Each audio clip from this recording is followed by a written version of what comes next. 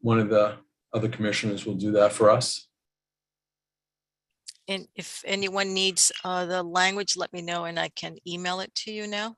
You've nicely put it on the agenda. I think it's on the agenda. Yeah, let me check. Yeah, it's on the agenda. I think correctly stated, though I might be wrong.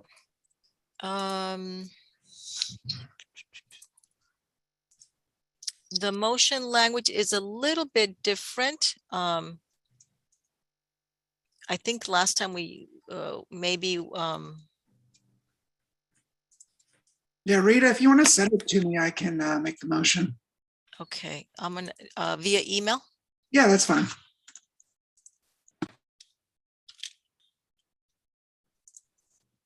Lauren, nice to see you back from the East Coast. I'm glad your academic stuff went well. Thank you. I'm glad to be here. Excited for today's meeting, especially. And thank you for all the work you did to help coordinate this, and Sarah. And I don't see Marvin yet, but hopefully he's going to dial in from Brown University. Let's see,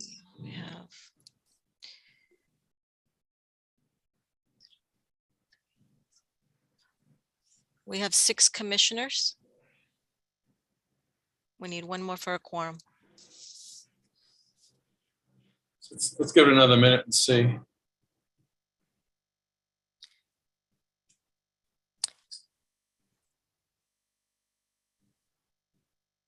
The other thing, Commission President Mandel, it's your choice if you want to have the tiles the way they are now, or if you'd like when someone is speaking to have just that person up on the screen and everyone else as small tiles underneath. I think that would, yeah, I think that would be aesthetically nicer for the general public who are watching, and for the future as well.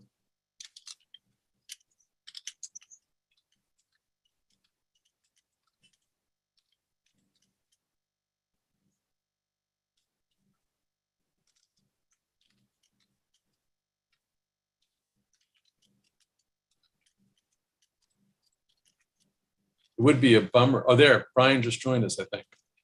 Yes, I think we have 7. Let's see, 1, 2, 3, yeah. 4, 6, 7. Yes.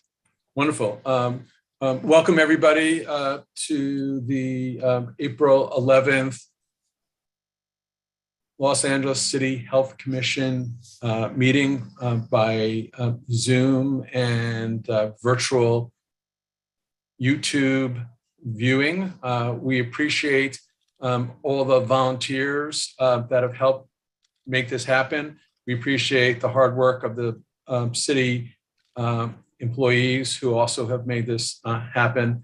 And we appreciate all the people in the city of Los Angeles who are watching and or listening to this event as well for being here today. May we have the roll call, please? Yes, Commissioner Avila, I do not believe is here yet. Commissioner Estradas, I'm not sure. Commissioner Estradas? Present. Commissioner Estradas is present. Commissioner Gavidia? Present. Commissioner Grimmig? Present.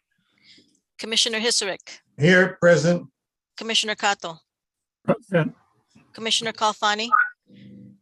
I believe Commissioner Kalfani was going to be on the road, so she may not be able to join us. Commissioner Lemus? Present. Commissioner Mandel? Present. Commissioner Osi? Present. Commissioner Pack? I do not see Commissioner Pack. Commissioner Shannon? I do not see Commissioner Shannon yet. Commissioner Sirota? Present. Okay, we have a quorum.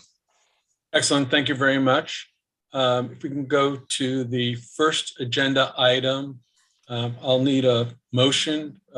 Vice President Grimmig, you mentioned you'd make a motion to continue these on Zoom. Yes.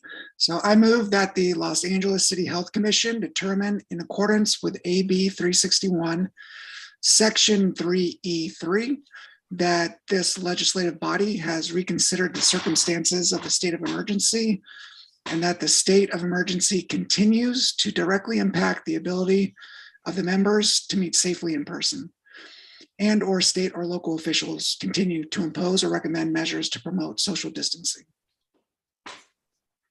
Do I have a second on that motion? I second that. Second. Who was that? Sirota? Commissioner Yes. Sirota was the first second. Are there any discussion or questions regarding the motion on the floor? Seeing none, can I have a vote, please? Commissioner Avila is absent. Commissioner Estradas, Yes. Commissioner Gavidia, Yes. Commissioner Grimmick, Approve. Commissioner Hisarick, Yes. Commissioner Cato. Commissioner Kalfani is absent. Commissioner Lemus, Yes. Commissioner Mandel, Approve. Commissioner Osi, Approve.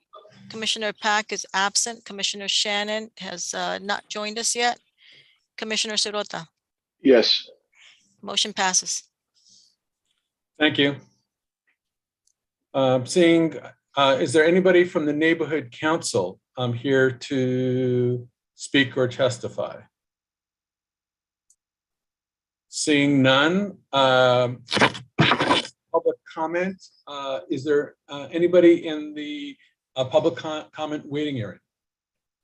There are currently no speakers waiting to make public comment. However, I do have a message on top of my screen that says you are in a practice session.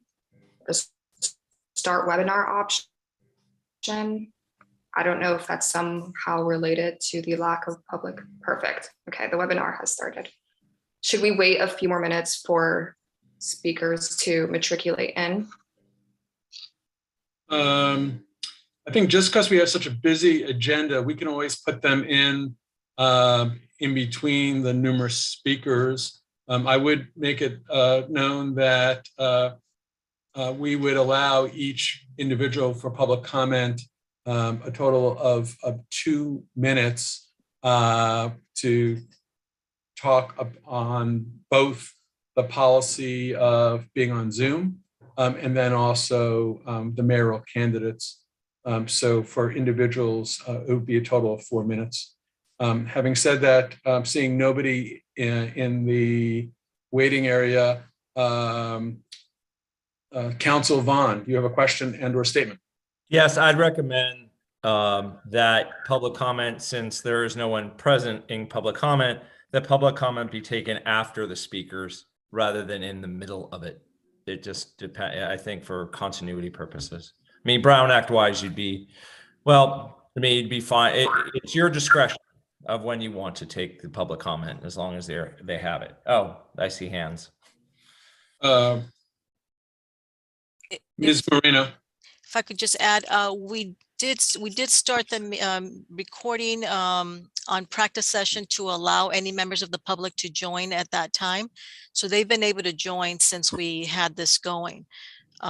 So it is, you're able to close public comment at this point if you so desire.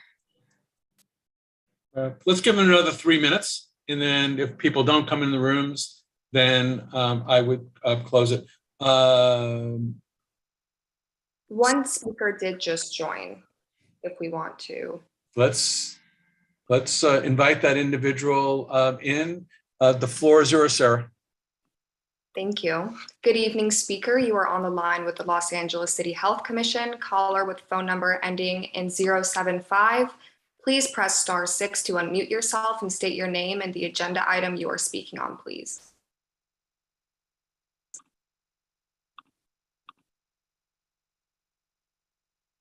Can you hear me? Can you hear me? Yes. Hello? Hi, my name is Estella Suarez Hamilton. I'd like to speak on all available items and general public comment, please. You have 2 minutes to speak. Thank you. And for the record, the Zoom was not allowing me into the meeting until you have pointed out that the public comment, you guys started that whole shenanigan. So that's ridiculous. Brown Act violated. Now, we the people demand an end to this perpetual emergency and a redress of the vaccine-proof ordinance. Like the ancient crusades, LA City Council forced the public to be subjected to their baptism into the big pharmacy cult. LA City Council used tactics from religious cults to impose the mantra, trust the science, while segregating the public and feeding stigma with polarizing rhetoric. They have committed coercion surrounding experimentation on the public, violating the Nuremberg Code. Segregation and stigma surrounding health status, assumed medical condition, and any other personal characteristics is never justified. We demand the precedented laws of our country to be applied, the Bill of Rights, the Civil Rights Act of 1964, the Unruh Civil Rights Act, the 14th Amendment of the Constitution.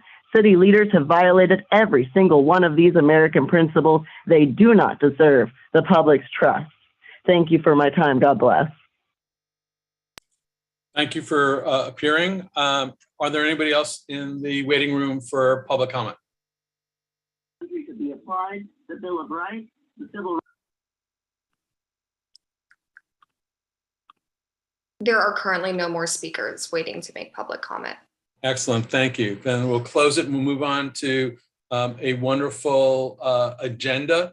I'll point out to the people of the city of Los Angeles that we have a large collection of stellar candidates for the position of mayor for the city of Los Angeles. The City Health Commission reached out to every candidate. 100% of all the candidates were invited to attend today, and we're honored that almost all of them decided to join us. The ones who are not here have done so on their own volition. They were invited on numerous occasions, and we actually went back to them requesting their ability to be here. And if they themselves couldn't be here, offered to their campaigns that a health representative and or campaign official could represent their opinions.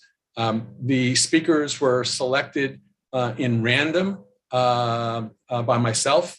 Every member of the Los Angeles City Health Commission does not endorse any mayoral candidate, nor do we back or support any individual. Having said that, the first speaker will be Craig for mayor. You're up. Thank you so much, Commissioner Mandel, and thank you to the commission for having all of us here. I have just a few slides to walk through at the risk of boring everyone with slides, but a few slides to walk through about the approach of my campaign and my future administration towards health and wellness in Los Angeles, and particularly the commission as well. Let's see if this. So I thought we were going to have the clerk present so that we'll be in speaker mode. Is that possible for the people to see whoever's speaking be the majority of the screen?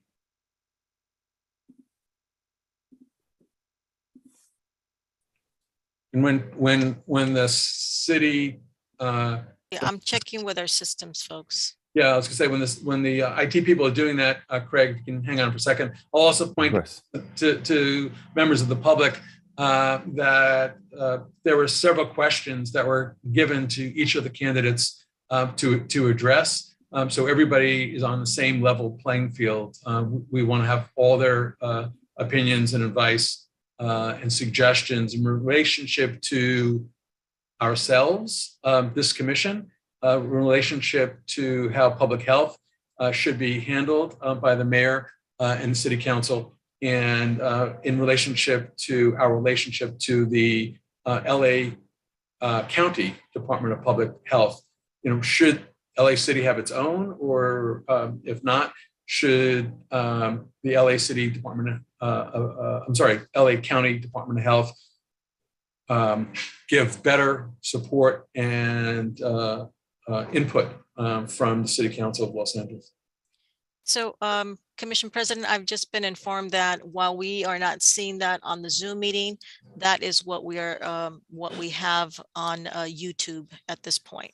Whoever is Oh. speaking is the screen is dedicated to the speaker with everyone else as tiles underneath. Excellent, wonderful. Then I thank you for doing that. I'm sorry, Craig, for interrupting. The floor is yours.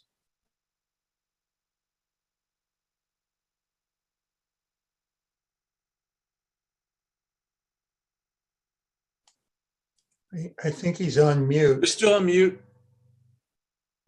Can you see my screen? Yeah, beautifully. Great.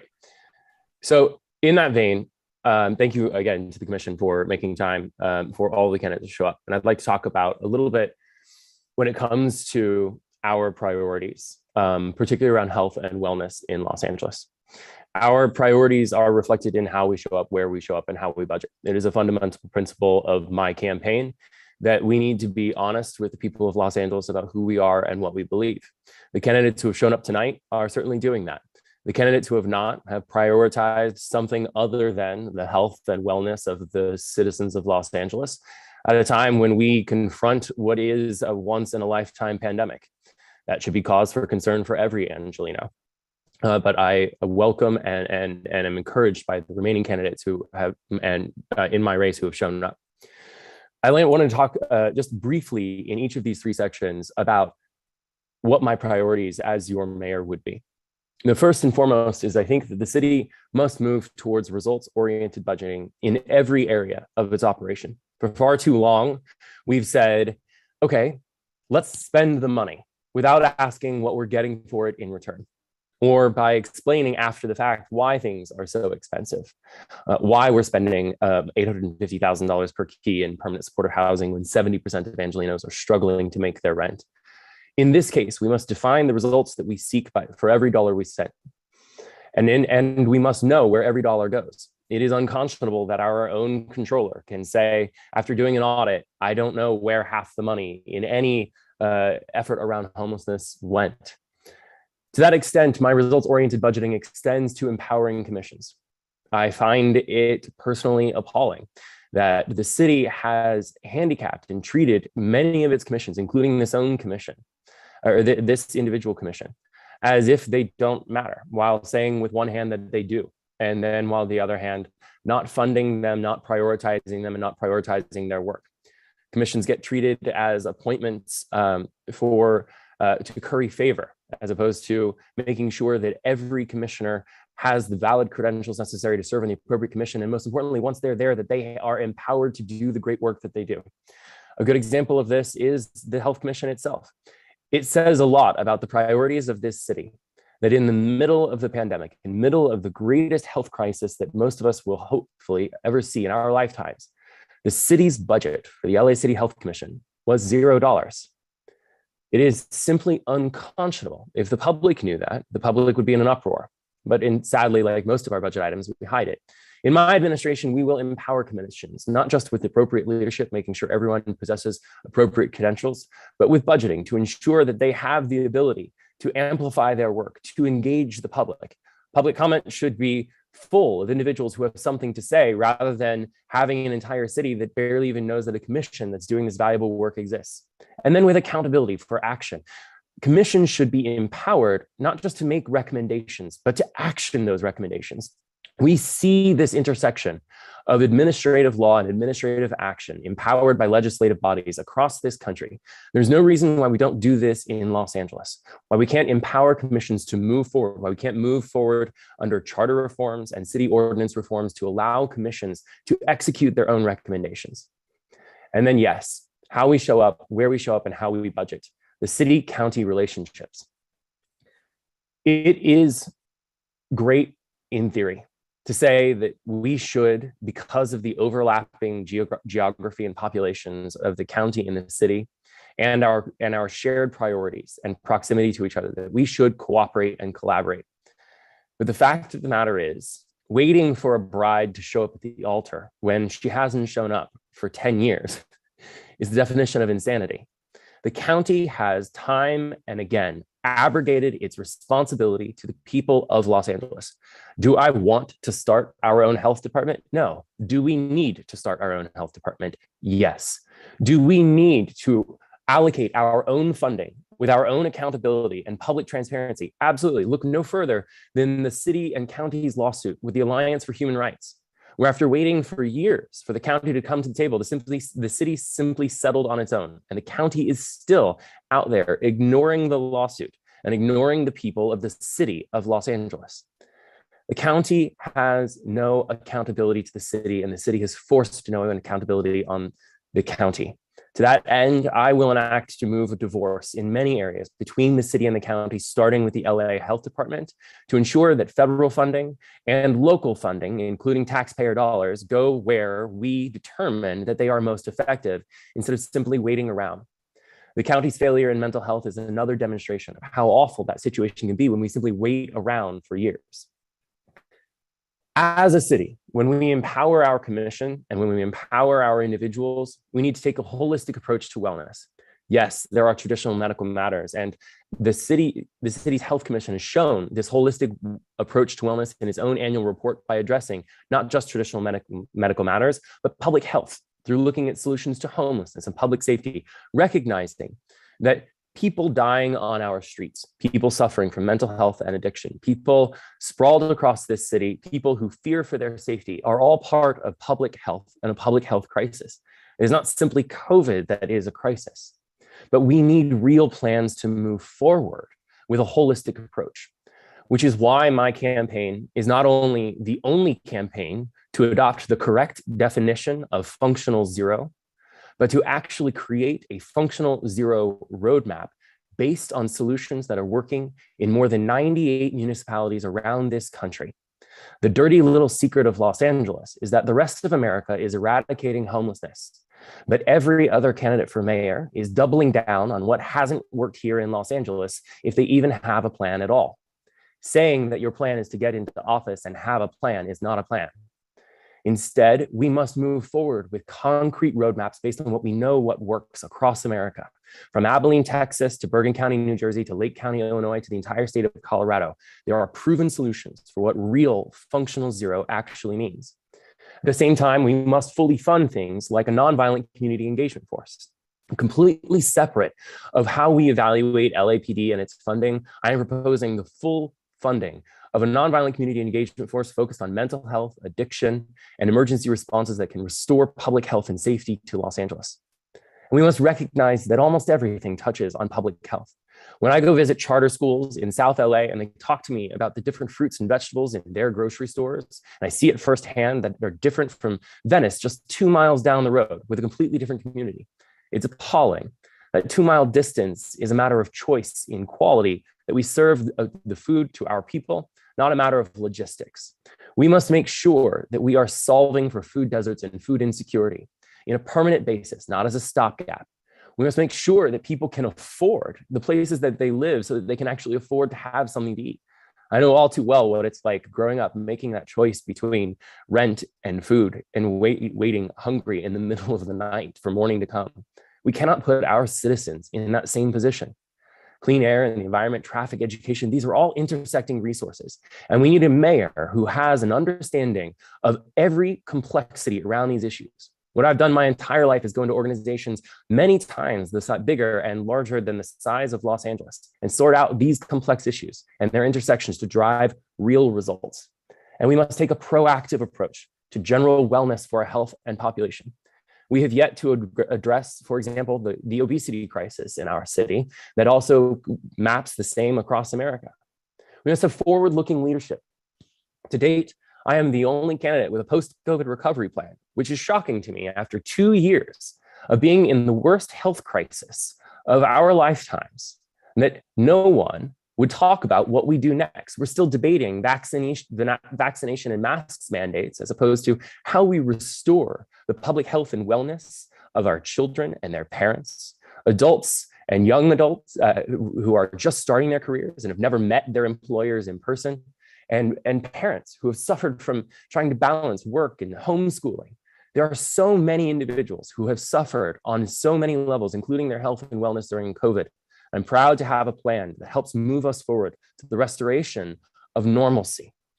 We must engage in long-term planning during short-term triage, disaster mitigation, looking at water, earthquakes, and infrastructure. It is appalling that this city, for example, has not addressed the fact that more than 90% of the pipes under this city are over 80 years old, and many of them would shatter in the case of an earthquake, which would render water flowing into our homes impossible and sewage flowing out impossible. It would be the greatest public health crisis in Los Angeles' history, as we rendered our city incapable of even serving its people in its most basic needs of water and sewage, simply because the city has ignored this problem for decades. And we must create societal support systems where people understand that they don't just need to be pulled from crisis to crisis in their lives. We must be proactive in creating mental health and support resources and in outreaching to our communities who are most vulnerable. Those are just a few slides that talk a bit about my priorities as mayor. I believe that every mayor should have concrete priorities, concrete plans, and not just talking points. I'm proud to say that I'm a nerd, and so I've got those.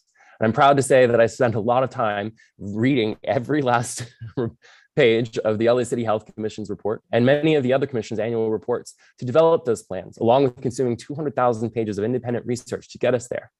But it is unconscionable that this city has not empowered this commission with budget and authority to move forward. It says everything about the failure of career politicians and career insiders, including those in current elected office, that they said and did nothing while this health commission had zero budget during the pandemic, and said and did nothing while the county mismanaged the pandemic. That is my presentation, but I certainly want to leave myself open for any questions or comments from the commissioners at this time. And thank you again for the opportunity to present. Thank you. What we'll do is we'll move along and then have all the commissioners ask questions at the end of all the presentations to try to be fair to all the mayoral candidates. Mr. Alex Grunfelder-Smith, you're next up by random selection. Great. Thank you. Thank you all so much. I'm just here to talk a little about myself and about my campaign's plans for public health. My name is Alex Grunenfelder-Smith. I'm a social justice advocate, a community organizer, and an Echo Park neighborhood councilman. And I'm running for mayor of Los Angeles because it's time that our city has fact-based progressive leadership. I think there's a misconception in a lot of LA politics that we are divided between one side that supports conservative policies that are backed by evidence, and on the other side is idealistic progressive approaches that just won't work. But nothing could be further from the truth. When we look at the evidence, when we look at the facts, when we look at the data, we are seeing that progressive policies that don't favor criminalization, policies that favor investing in communities rather than special interests, these are the policies that work best for everyday Angelenos. And they are the policies that keep the levers of government working best for everyday Angelenos communities. I became the youngest mayoral candidate in Los Angeles' history because I knew there was no time to wait to address the most pivotal issues that we are facing as a city. Those are issues like reallocating funds away from the LAPD and towards social services, issues like the homelessness crisis raging on our streets as more and more Angelenos find themselves unhoused, and issues like the fact that we have continually and corruptly prioritized special interests over the needs of everyday community members. And when we talk about all of these issues in a holistic way, we need to recognize that we are talking about public health. Because if our people are not growing up in a healthy city, then they are not going to be healthy people. So whether we're talking about the climate crisis and the need to invest in green renewable energy long-term, or whether we're talking about where to put our money in terms of public safety, we are in the end talking about public health. So I'd like to start by addressing a very specific issue in regard to public health and its intersection with the homelessness crisis, and that's the need for more addiction treatment on our streets. Thousands of Angelenos are unhoused today and will be sleeping on the streets tonight who are suffering from addiction to narcotics. When we address this issue, we often address it in one of two ways. We either address it as a criminal issue or we don't address it at all. We cannot say that we are just going to put people in housing without providing them the permanent supportive services they need to get back on their feet. And similarly, we cannot criminalize and jail our way out of this issue. We must invest comprehensively in the best, the latest, and the most sophisticated in addiction and drug treatment. That is what is working in cities around the world to deal with this crisis. And as the opioid crisis especially rages out of control in the United States, it's what we need to do here. Similarly, when it comes to addressing homelessness, we must invest in mental health care. Mental health care is a priority when mental illness is being suffered by thousands of homeless Angelenos. Mental health care is something that's often talked about but not covered by many of our healthcare plans in this country, and it's unacceptable. We address healthcare a lot of the time from a statewide or a federal approach, but the fact of the matter is these areas of government are not delivering for everyday Angelenos. So what we need to do is we need to invest in mental health care at a local level and guarantee that everyone, that includes housed and unhoused Angelenos alike, has access to comprehensive health care, including mental health care. And this isn't some progressive pipe dream that's going to cost a fortune, because the money is already there. We already have the money that has been gathered through bonds, through raising taxes, and of course is being put into other areas where it should not be, being put toward corporate welfare and special interests. So when we talk about providing addiction treatment, increasing healthcare, including and prioritizing mental health care, we're not talking about new expenses. We're talking about money that is already there. Because expanding healthcare for all Angelenos is always going to be a priority for me as mayor of Los Angeles. If Angelenos are deprived the right to a COVID test, to a free COVID vaccine, or to any healthcare services that they need to be able to participate in our economy, to participate in their communities, and to live happily and healthily, we are going to have a less healthy and a less safe city. So we're going to expand healthcare to all Angelenos, and that includes regardless of immigration status. Now, I do support a new city-run health department.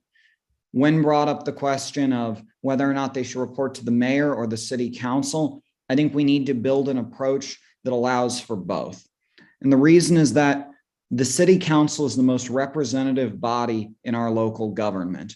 The city council must play a role in the work that the city health department does because it is the fair and democratic thing to do. However, we've also seen gridlock time and time again in the city council in regard to policy, and that's why the mayor must take an executive role and needs the ability to exert strong executive authority to tackle this issue. And that's why not only do I support the creation of a city health department, but I will make sure that funding for this priority will be a department in my administration. This is just one of many examples of how in my plans, in my rhetoric, and what we're doing every day on the campaign is about prioritizing the needs of communities over the interests of corporate welfare and special interests. We must put our funding toward health, toward community, rather than putting more money toward those who already have enough. Now, when we're talking about a city-run health department, that brings us to the idea of what the county has done. I cannot say during the COVID-19 pandemic, one of the greatest crises that any of us will see in our lifetime, that the county was not in a terrible position in what they had to do. And they did a good job in many ways at keeping us safe. Los Angeles County had fewer COVID deaths than many other counties. Our vaccine rollout, while a bit shaky at times, was better than in many other parts of the state, and certainly in other states. Our testing apparatuses were flawed, but we did okay. But this is an example of how our priorities have been gotten wrong as well. We prioritized keeping people in malls and shopping centers over making sure that working class kids were able to sit in a classroom. We prioritized making sure that some ambiguous idea of the economy was kept running while our children could not be educated. And this is why we must always keep our priorities straight when we talk about public health. We must make sure that the most marginalized are always centered in these conversations and that we can deal with these problems head on. We live in a massive city and a massive county for that matter, and one size fits all policy is going to be hard enough in LA. It's why things are falling through the cracks in the county. We need a city-run department because while we would like to work with the county's department is just too big to address all of our issues. I'm not a candidate who's beholden to special interests. We take no PAC money, we take no corporate money, we take no fossil fuel or police lobbyist money. We have the highest percentage of donations from small dollar donors of any mayoral campaign. The promise of our campaign is a promise to communities. When we talk about issues like healthcare, we cannot talk about these issues without talking about the role that special interests have often played in our lives. We can't be prioritizing big corporations in our public health responses. We can't be prioritizing what a special interest donor to a city councilman says over what the public health experts are saying. Medical experts, scientists, doctors, community leaders, these are the folks who should be leading our public health responses, not putting more money into the pockets of corporate giants. My work with city government on the neighborhood council has made me uniquely prepared for working with this body I'm speaking before today, as well as with this new department. It's time that our city elects a neighborhood council member as mayor of Los Angeles, because we are the part of government that is most directly connected to everyday Angelenos. I've been doing the work on the Echo Park Neighborhood Council to help alleviate the crises that we are facing in this city, crises like public safety and homelessness. And when we talk about these issues, Angelenos recognize that fact-based solutions are the way forward. When we talk about homelessness, we need to build a massive amount of housing, both temporary and permanent supportive housing, but we cannot do that without investments in public health. We cannot do it without having city-run departments that are overseeing the greatest expansion of addiction treatment and mental health care in American history. We cannot do this if these services are not available to every single Angeleno, because that's what a public health approach means. It means we protect the health of the public, not just those who can afford it, not just those who are part of small groups that have been backed by special interests. We must protect the public's health, regardless of race, color, creed, gender identity, sexual orientation, or immigration status. Los Angeles is an amazing city. We're the second largest city in the United States, and we have a strong history as a city. We must come out of the pandemic strong. We must build a pandemic recovery like no city has done. The pandemic seems, depending on the day, like it's winding down or getting worse, but we know that someday the sun will be there on the other side. We must come together as a city to build a pandemic response that highlights public health, that keeps the economy moving, and that all of this does so in a way that supports everyday working Angelenos. We need to keep kids in schools safely, and we need to make sure that Angelenos from all backgrounds are able to be in the workforce, providing for their families, and doing so in a way that does not jeopardize their health. That's why we should also at City Hall be supporting more unionization. We are seeing at a Starbucks in Los Angeles right now, more of a push for unions. Unionization helps public health in times of pandemics. And that's why we need to make sure that we take a comprehensive approach to issues like this, a fact-based approach. And that's what I'm going to be doing at City Hall. So yes, I support a new department of public health. Yes, I support major investments in LA public health. And yes, I believe that we cannot talk about our city's future. We cannot talk about the solutions to the crises that our city is facing if we do not stand up and talk about public health. So I appreciate you all for having us here tonight, for giving us this opportunity to talk to you, the members of the commission, as well as to the people of Los Angeles about our views going forward, because we can change this city for the better. We can truly only do it together. I'm Alex Grunenfelder Smith, and I appreciate any and all questions. Thank you, Mr. Smith. I truly appreciate that.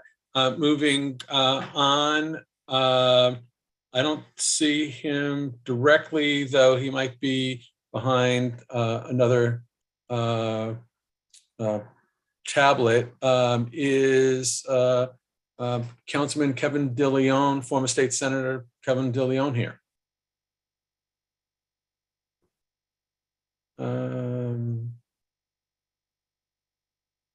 Senator, are you here? Seeing that you're not, maybe he's been tied up. We will come back to him when he hopefully gets here. If not, we're also honored to have the current city attorney of the city of Los Angeles, Mr. Mike Fura. Mr. Fura, it's nice to have you here. We're honored that you take time from your busy schedule to join us. It's good to see you. I see you have abandoned the formality of an office to a little different venue there. You're going to have to explain some of the things that are back there at another time. What is, just for what it's worth, that pink thing is what? So this is a uterus, a happy uterus with tubes and ovaries. For the members of the public who don't know, I'm a practicing obstetrician gynecologist and advocate for women's healthcare. So the uterus is happy when there are adequate resources given by the city of Los Angeles to help improve women's health.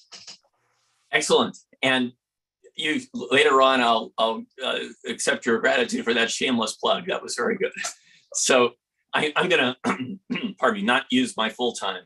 But I do want to say a little bit about my background when it comes to issues of public health, about where I've stood over the course of my career, and about how I see the role of mayor, because they are so intersecting with issues of public health.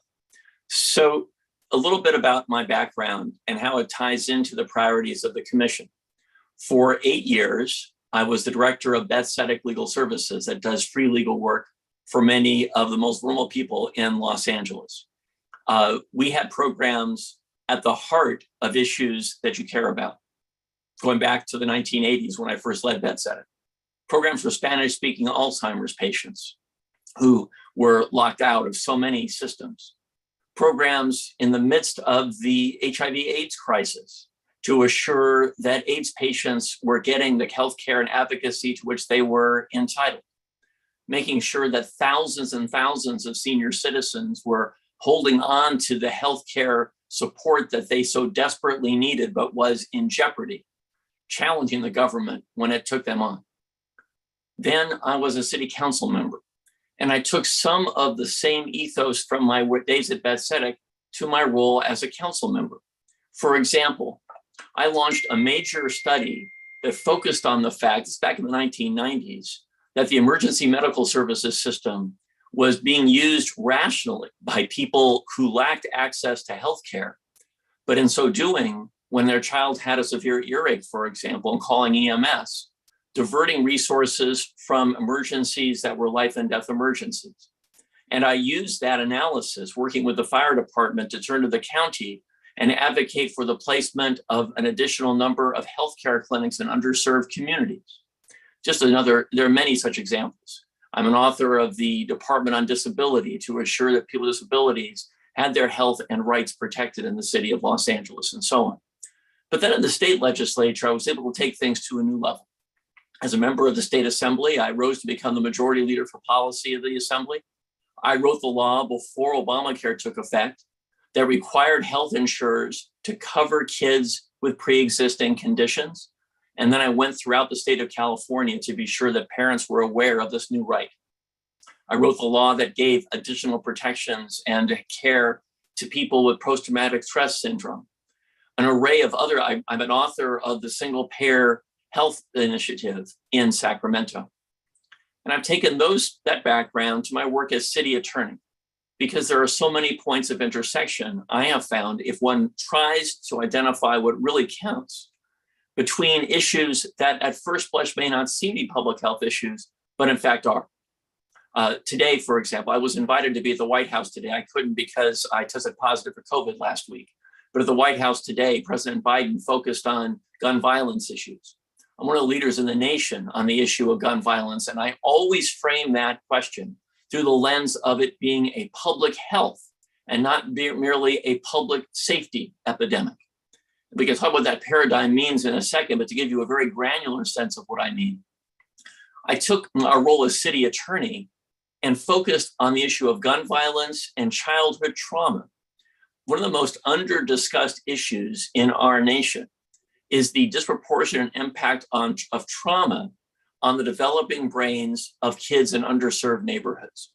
When I was on the city council, I authored an approach that assured that there was a trained therapist to roll out to the scene of domestic abuse when a child was a witness or a victim, along with LAPD, because the brain science then was that if a child is a witness or a victim of domestic abuse, then they are more likely, counterintuitively, to perpetrate violence later on. That's the old brain science. The newer brain science is that a child exposed to trauma on an ongoing basis from gangs or guns or violence in the home is never going to have their brain develop the way they were biologically intended to, ever. And so we're consigning the same kids who like access to jobs and healthcare and decent education and nutritious food and recreational opportunities. Those same kids are the ones most likely to have their brain development inhibited. So as city attorney, I decided to do something that hasn't been done before by a city attorney. We created a program focused on the brain development of kids in traumatized communities from gun violence. And we coordinated with a group called the Children's Institute, which provides therapeutic interventions to those kids. So that now when there's a scene where there's even a shots fired call, so a child is even cognizant the shot was fired, a therapist and LAPD and a community caretaker all roll out to the scene to provide immediate therapeutic interventions to kids and their families. And we train parents and administrators and teachers in schools what to look for, because the signs of this trauma are often misdiagnosed.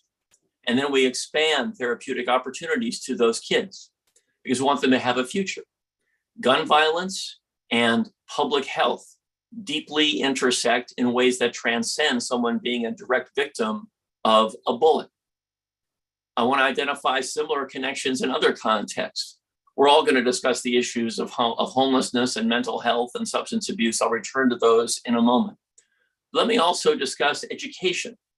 In the wake of the Parkland tragedy, I convened a blue ribbon panel on school safety.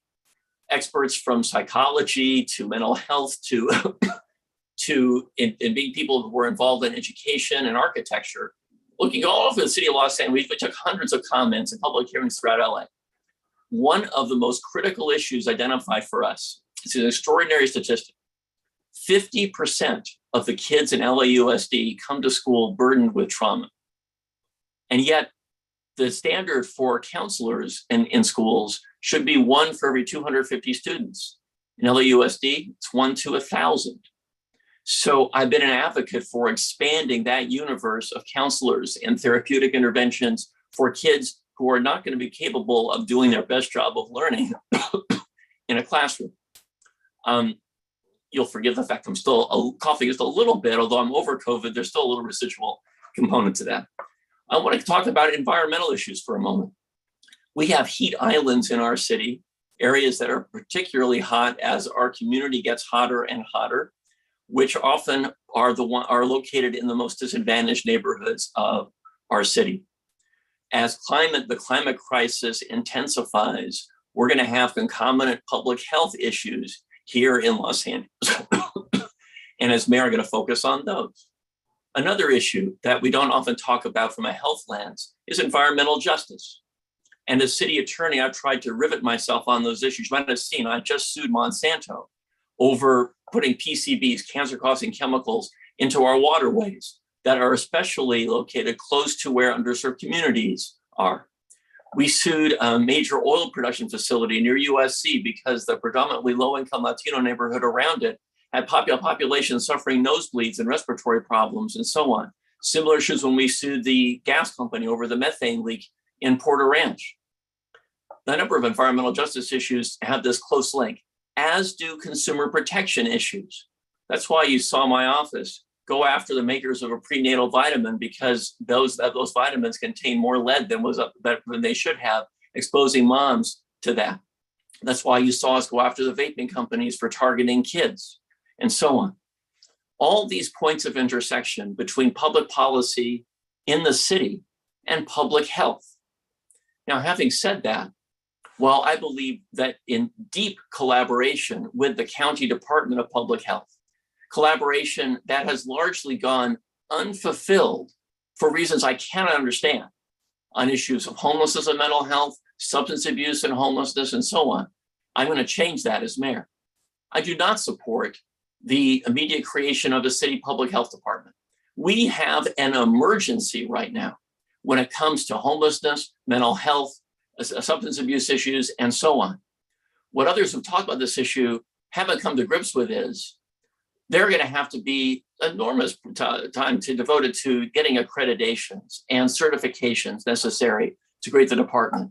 Redundant establishment of new clinics and hospitals when there are not too few resources.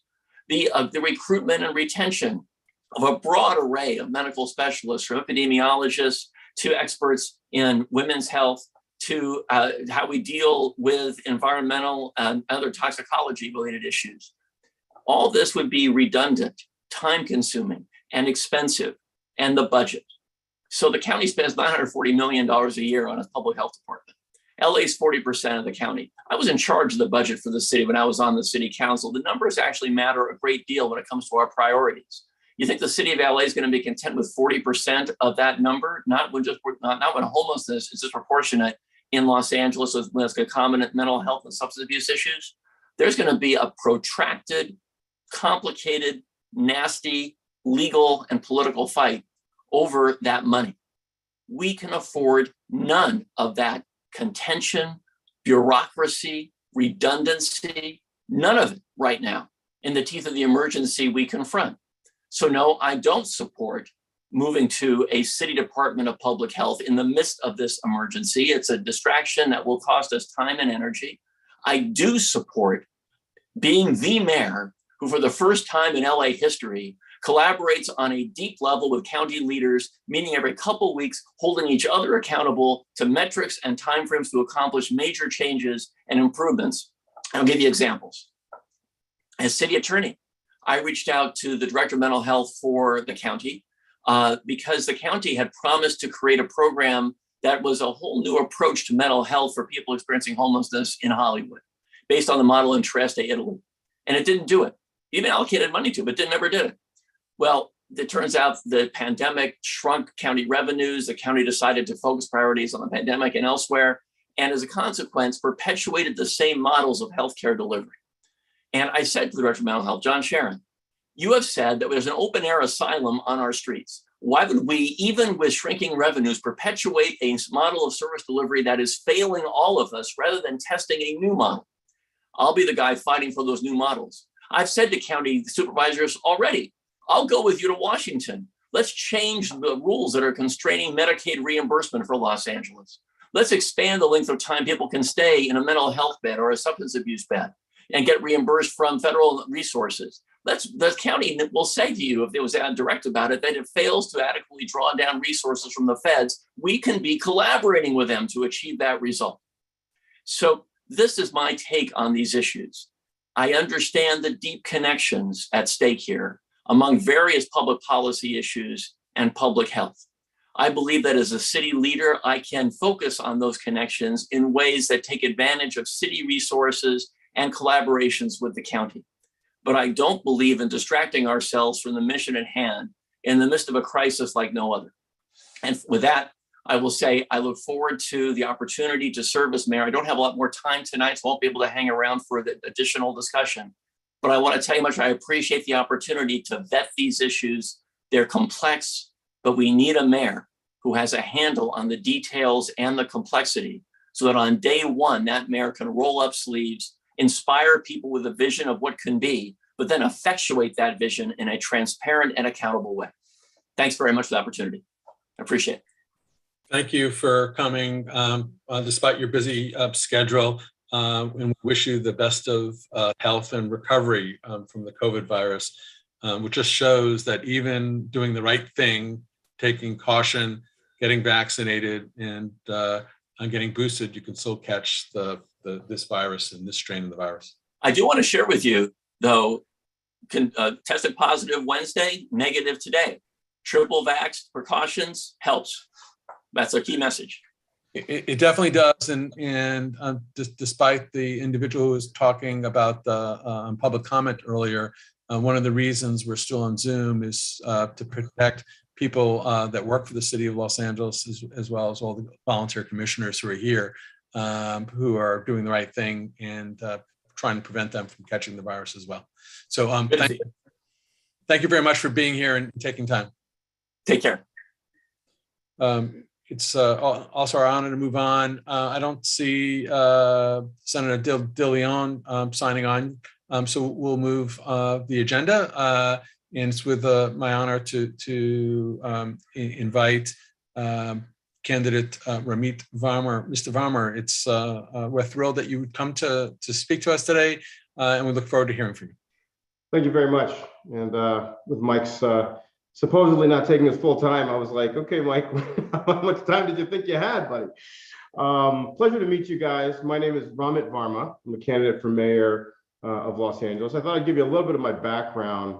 I think I'm fairly certain actually, I'm the only candidate in this race who has a science background. You know, I have an undergraduate degree in electrical engineering. I was pre-med. While I was in college, I taught MCAT classes for a company called the Princeton Review. Ultimately, was the lead trainer for the Princeton Review in the Washington, D.C. area. So I had literally thousands of my students who I was proud to walk across the stage at Georgetown Med School and University of Maryland and a lot of other schools in the DC area. I remained close with them. My sister got her PhD in neuroscience at the University of Maryland at Baltimore. So my father had a PhD in quantum physics. So we have a lot of science sort of running deeply through my family. And so this is something that's very, very important to me personally. And as the pandemic played out, I'll tell you, it was probably one of the biggest reasons why I chose to enter the race and enter the arena of public service, was because I felt that there was a real lack of people who understood science in the positions of leadership that were making decisions across the board. And that's something I've found to be a huge challenge in the city's response to this COVID epidemic, to this COVID crisis. You know, my perspective on it is this: when you look at public health is unique in that it is the intersection of science and risk. Okay, and what I mean by that is, you know, follow the science, a wonderful slogan, right? It sounds great. It's easy to repeat.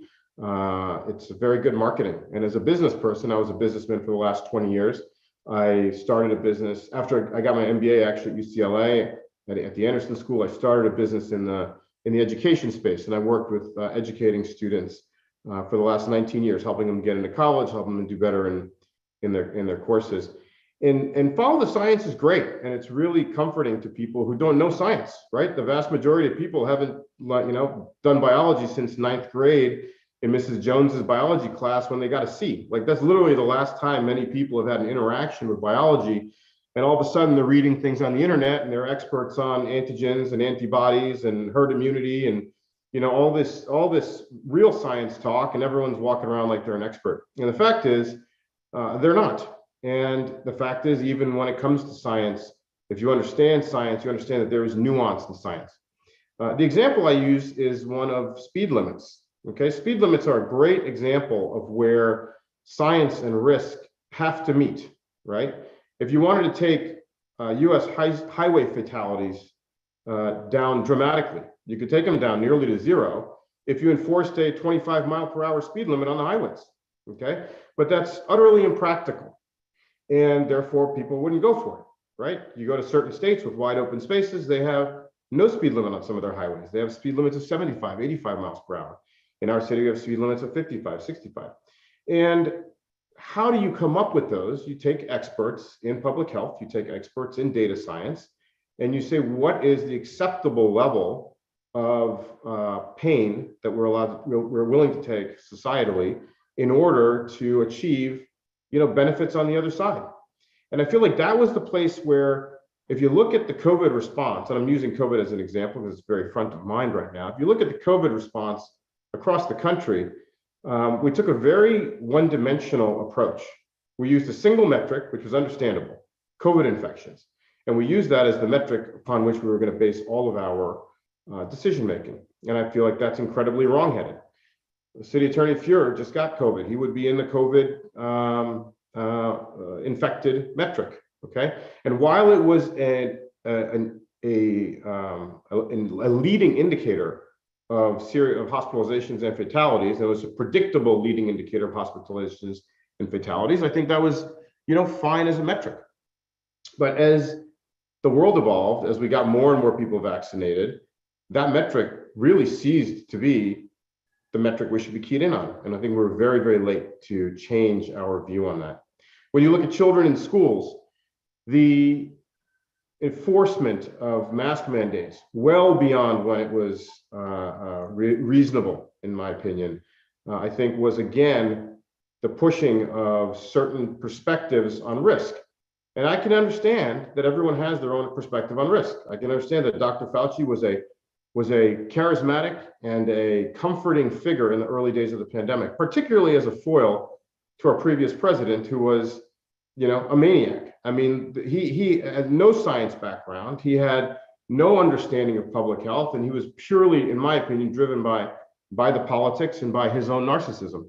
We needed somebody who had science background. We needed a Dr. Fauci in the early days of the pandemic to help us steer the ship. But soon it became apparent that Dr. Fauci was coming at it from a very, very overly, in my opinion, overly low risk approach, which served more to extend the pandemic than it did to reduce the actual pain that we experienced, as an overall society. And I think that's something that we need to be aware of, is that when you're looking at public health issues, and even individual health issues, there are outcomes that are in some cases unavoidable. They're only delayable. And we need to be realistic about that and then be able to manage the flip side of it. Taking a second, I have a child who did not attend his first day on a school campus until 2 years into, he was halfway through, almost completed with his first grade year before he was able to actually step foot on campus. And when he did, he was wearing a mask, he couldn't touch his friends, 6 feet of separation, so on and so forth, in spite of the fact that it's widely known and well known that COVID infection, even for an unvaccinated child, is effectively a non-factor, okay? Now, before everyone jumps on me with MISC, okay, I had a case of MISC, multi-inflammatory syndrome in children in my family. My nephew had a case of multi-inflammatory syndrome. His mother has Sjogren's disease, so she is immunocompromised. So she had done all of the courses. And in her case, the second dose of the vaccine triggered her Sjogren's, and she's been sort of battling on prednisone and all kinds of medication to counteract the effect of the second dose of the vaccine that she took. I mentioned both of these cases only to say that these things are all really complicated. They're very, very complicated. The only way to really address these issues is to zoom out and look at them at a societal level. So if you take a response and you apply a one-size-fits-all response, you're going to have a big problem. I think that when it came to schools and when it came to eating, dining out, restaurants, so on and so forth, I think our response was overly conservative and overly conservative and way too long. When it comes to the places where we saw the biggest outbreaks, nursing homes, hospitals, prisons, I think we could have been a lot more aggressive with the mechanisms we put in place to protect the people in nursing homes, in hospitals. We took a problem, which was a multitude of problems, and we tried to turn it into a single problem with a single solution. I see that with homelessness. We have multiple homeless problems. And the reason we have multiple homeless problems, we have multiple reasons why people end up on the streets. And once they get on the streets, they develop different types of problems. We've talked about mental health. It's a very, very important issue. There is a misconception that the people who are on the streets and are exhibiting mental health or addiction issues are there because maybe they had those mental health and addiction issues. That's why they ended up on the streets. In fact, in many of those cases, they develop mental health, they develop addiction issues as a result of being on the streets. I mean, just think about when you don't get a good night's sleep. or 2 or 3 good night's sleeps. Okay, you're crabby. You change as a person. Multiply that by housing insecurity because you're sleeping on the street. Multiply that by a week or 2 or 3 weeks. Multiply by the possibility that you get robbed or assaulted or raped while you're on the streets. And you have a recipe for taking somebody who didn't have mental health and addiction issues, creating mental health issues, and creating addiction issues because they're self-medicating. And so we need to look at these problems, all of these problems. You know, he mentioned gun violence. Every problem that we look at, we need to look at it as a series of problems, and we need to address each problem individually. That is, in fact, the scientific method, right? First, define the problem or define the set of problems, and then you create hypotheses and you implement those hypotheses against each of your different problems. So big picture, I think that's what I would like to really talk about in terms of my approach. I think we need somebody who's able to take and bring in multiple sides of these issues and address them in a nonpartisan, non-politically driven way. You know, I think the vaccine mandate's a great example of this. Now, you know, I don't know anyone's politics on this call, and frankly, that's not interesting. You know, it doesn't matter to me. My positions are my positions, and they're based in practicality, accountability, and empathy. And it needs to be all 3 of those things: practicality, accountability, and empathy.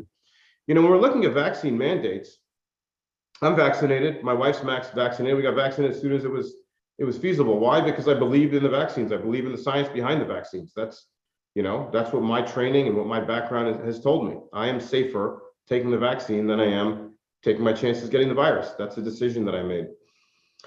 But once you agree that the vaccine is effective, and I believe everyone on this call probably agrees that the vaccine is effective, and if you believe that it's widely available, then anyone who hasn't chosen to be vaccinated is making a personal choice. They're making a personal choice, and they're making a risk-reward calculation. They are saying, I believe it's more dangerous for me to get vaccinated than it is for me to get COVID. That is their decision. And we have said you can't make that decision. And we've said it to firefighters, and we said it to cops, people whose risk-reward profile is almost by definition different than everybody on this call's risk-reward profile. I'm not running into a burning building. I'm not, you know, wearing a bulletproof vest and walking a beat on the street because I have a different risk-return profile than a typical cop or a firefighter. And so I don't believe it's our right to tell them what to do. I don't believe it's our right to tell anybody what to do. And by the way, if we believe that the vaccine is effective, then we know that even if we get sick, we're going to be okay, right? We just saw that with the city attorney. He got COVID last week. He was okay in 3 or 4 days. That's the typical experience of somebody who is vaccinated. So if somebody else chooses not to be vaccinated, no skin off my nose, that's their decision. And you say, okay, well, they're going to end up in the hospitals. They're going to swamp the healthcare system. Well, you can make that our same argument with cigarettes or obesity. In fact, much bigger problems with cigarettes and obesity, and not independently related. The typical person who has a major issue with COVID also is likely to be obese and possibly have a smoking history. And so these things are complicated. And for me, it's important that we listen to all sides of every topic and come to solutions that balance the positions of everybody in a practical, empathic, and an accountable way. So I'll read, I'll jump to your 3 questions. So the first one, do we believe that we should have a city health department? I would say no, I don't. I don't think that the answer to this question is additional bureaucracy, okay? I think that in this specific moment, I had major problems with how the county addressed the COVID crisis, major problems. But to create another health department that would then have their own politics and their own bureaucracy to fight the other bureaucracy, I think is an expensive and a painful mistake. So I would not be in favor of that. How do I ensure as mayor that the LA County Department of Public Health serves the city? Well, this again comes down to we need people in these positions who are not politicians. We need people who are outsiders, right? I mean, why would the LA County Department of Public Health have this, like, I'm going to do it my way, and have an attitude towards the LA City Health Commission, have an attitude towards Pasadena and Beverly Hills, so on and so forth? It's a bunch of saber rattling. We need to break that up, and we need to start cooperating. And I think that's something where the fact that we're having trouble between two public health departments cooperating is an issue with how we have structured our cooperation. And I think it is the job of our leadership to drive that cooperation and to drive that collaboration. And call me an optimist, call me a fool, but I'll tell you, I really believe the collaboration and cooperation is possible. We just need to listen to each other and not dismiss each other and not laugh at people. I was there for that first lady who talked. You know, she was very passionate about her beliefs, that she didn't want to be vaccinated and we're forcing people to do so on and so forth. That's somebody who doesn't feel like she's been heard. Do I believe her? Do I believe in the things that she's saying? No, I'd say many of the statements that she made were exaggerations. They were things that I wouldn't certainly buy into. I believe 100% that she deserves to be heard, and that she should be heard, and that she should be listened to, and that there are other people like that who we can't just dismiss as crazies. Okay, I saw this a lot in the last several years. People dismissing rural Trumpers as crazy people. I grew up in Maryland. My best friend grew up in a trailer in West Virginia. Okay, so I know a lot, and then I went to business school at UCLA, right? So my close friends come from all different walks of life, like really, really wildly different walks of life. And I'll tell you, these are all good, well-intentioned people that deserve to be listened to. And if we listen to people, we can find solutions that really get at the core of what people are worried about. And a lot of the situations we find ourselves in false choices. And that's something I really, really push back on. I don't believe that we should force our citizens into false choices. And the last thing, do I believe the LA Department of Health did an excellent job protecting the health of the people of Los Angeles as well as the economy? No, I think they did a horrible job. I think that, you know, during the pandemic, I spent a bunch of time in Florida where I have family. I spent a bunch of time in Texas, and I spent a bunch of time in California. And you could see at different times, these people's cases were rising. And again, cases was the incorrect metric. Cases were rising, you know, fatalities were rising, then they were dropping. And then in the final analysis, you look and, well, was it all that really different? Those states were wide open during the pandemic. Okay, a year and a half ago, I was walking in and out of restaurants in Florida without a single person being masked up. And so I think that this illusion that we have of control is something we also need to understand. We're not playing God here. We need to listen to the people, we need to listen to the science, and then we need to make decisions that help the greatest number of people. And remember that we're in America and people have the right to make their own decisions. We don't mandate that they can't eat McDonald's 14 times a week, even though many people do. And we know it's bad for you to eat McDonald's 14 times a week. We need to be very careful with what we do in the name of public health. And what I would have done had I been in that position, I would have had more severe lockdown in hospitals, in nursing homes, and in hospitals. I would have made sure that the employees were double and triple checked, and that they were masked and covered, and that the residents of those places were safe. And in places that are outside of that, I would have said, look, you know what, you're a business. If you want to be a gym and let people come in and out of your gym, that's your prerogative. You decide if you want them to wear masks or not.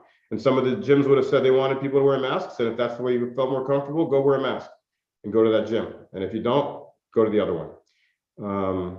So I think that would have best balanced both sides of the equation. Thank you, Mr. Vermer. Just one point of clarification for the knowledge of the people of City of Los Angeles. The City of Los Angeles does not have a Department of Public Health at all now. We rely solely on the county's Department of Public Health. In theory, the county's Department of Public Health is supposed to coordinate with the mayor's office as well as the representatives of the city council and this commission as well, which they have not done as a matter of point. The other thing in talk that was talked about beforehand is the budget. This commission has had zero budget since its creation in 2015.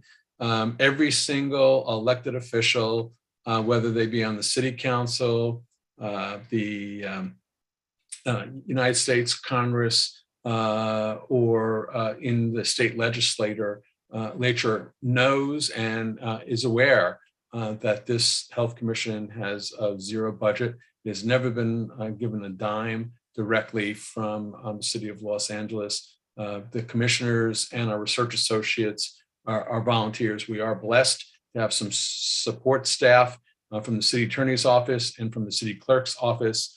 But other than that, there's not a dime here. And we are not necessarily responded to by the LA County Department of Health. Moving on, we're also honored to have Ms. Gina Viola to present to us. Ms. Viola, you're up. Thank you so much. Thank you for having me this evening. And yeah, I just really appreciate the opportunity to be here and address you all, and appreciate those clarifications you just offered as well. I want to just start by saying that, we will achieve true public health for the residents of Los Angeles when we have a single payer healthcare system, be it federal, state, county, or even city. To the question of should Los Angeles have a separate LA City Health Department, I can only see taking this step if the end goal is to establish a single payer healthcare system for the city of Los Angeles, utilizing the costs the city is currently spending on employee health benefits to create a system that includes all employees and residents of the city of Los Angeles. And then addressing, the past 2 years and how I feel about the county's job. I think the daily briefings were helpful and acceptable. I think the impromptu early reopening of the bars in the summer of 2020 had a devastating effect on the city. I lost a dear friend during that time. Bars were open. He was going to go. He got COVID and died, leaving his college-age daughter without a dad much too soon. And I know that I am not alone in that story. And I think it started a chain of events of when we opened and how we opened that was just not managed well at all. All of the COVID testing and vaccine administration should have been done through the county's public health department. Previous defunding made this impossible. However, private vendors were given untold dollars to administer this. The fact that the Department of Health and mental health, for that matter, have been woefully underfunded has been the greatest challenge to their response to this pandemic. The science in the world showed us we needed to shut down to get this virus under control. What we didn't do, unlike other countries like Germany and France, we did not make businesses and workers whole. As a local business owner myself for 25 years, I can speak to this. I work in the trade show industry, and there was absolutely no considerations made for our industry at all, despite the number of workers who rely on trade shows for income. The bottom line on this is we're still fighting a global pandemic with local level politics. And I would love to see that change. We are absolutely going to have to establish some type of COVID recovery council. The amount of resources needed to support folks' mental health, especially children, and the long-term effects of COVID is going to be magnanimous. And partnering with the county to ensure that the county has adequate funding to see that through is going to be necessary. Also, the attacks on trans kids' rights to medical services and healthcare in 3 states and counting already. We see this happening in real time in other states. And though we see ourselves as a progressive city, we need to ensure the rights of our trans siblings are going to be safe. COVID, the city of Santa Monica did a study that found that had SB 562 passed in 2017, the city would have saved, in the most conservative estimates, would have saved $2.1 million for a city of only 93,000 residents. It was spending $39.5 million on employee health benefits, bringing me back to the argument for single payer. When we have true single payer, we are just as concerned about our kids drinking water in Watts as we are as our kids drinking water on the West Side. And this is something that we all need to grapple with. It is a shame that everything has to come down to economics, but that is our reality. So thank you again for this time. I appreciate being here tonight. Look forward to being able to answer any questions. Thank you. For the city clerk, please note that Commissioner Shannon joined at 7:15 for the minutes. Is Senator De Leon here, or a representative from his campaign? Seeing not, is a representative of Councilman Busciano's campaign here? We were told that they might be here. Seeing no reaction. Two points of clarification. One is for the city listeners. The LA Department of Public Health, LA County Department of Public Health, pre-COVID had a budget of $980 million. So 20 million shy of $1 billion. I would argue that that's not an insignificant amount of money to keep the county system working. And that's just the Department of Public Health. It's not its hospitals and medical clinics, and it's not its mental health division. Secondly, I would point out that the CARES Act in 2020 gave the County of Los Angeles another $250 million specifically for public health. Again, not for the hospitals or for the mental health system. So approximately $1.25 billion for 2020 and probably close to that for 2021 is the amount of money that the LA Department of Public Health, again, it's a county branch, a county division, was available for them to keep the people of Los Angeles County and the city of Los Angeles safe. Having said that, if all the mayoral candidates would want to put your pictures back on, I'll open up questions to all the commissioners who are here. Do any of the commissioners have a question for any of our candidates? I once again want to thank all of you, as well as City Attorney Fuhrer for attending. The fact that the other candidates did not attend this or send a representative from their campaign to be here to demonstrate their concern for public health in the largest pandemic the world has ever seen in 100 years just tells you what they think of health. The fact that elected officials, both at the city, state, and House of Representatives, were aware that this commission has never been financed with one dime. Talks about the hypocrisy of people who talk about the fact that care about healthcare, when in fact, if they don't put a dime into the system and they don't advocate for money in the system, I'm not sure why they can have any standing at all to talk about health. The fact that they don't give money to this commission, the fact that they don't show up is a statement that every member of the city of Los Angeles should weigh when they go to the ballot in June.